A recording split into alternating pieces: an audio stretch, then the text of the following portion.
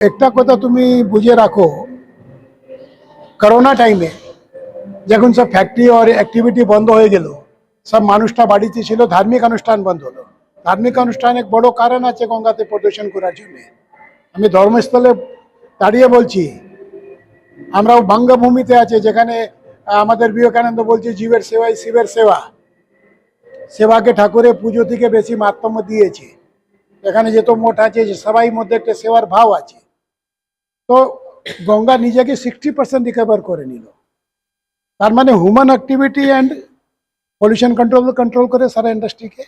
তার জন্যই গঙ্গার এই অবস্থা আছে। কিন্তু সব তো মানুষ বাড়িতে ছিল, মানুষের যে নিজের নোংরা আছে ও তো গঙ্গাতে যাচ্ছে, ওটা তো বাধা পেল না। এখানে যেত ড্রেনেজ আছে ও তো গঙ্গাতে আসছে। তারপরে অনেক জিনিস আছে যে আমি বললাম বিয়াদবিতাকে, আমাদের যে জল যায় মাঝে মাঝে তালাব করে সলিড ওয়েস্টকে ইকট্ঠা করে সেকেন্ড থার্ডে করে তারপর খেতে ছেড়ে দাও, গঙ্গাতে ছেড়ো না।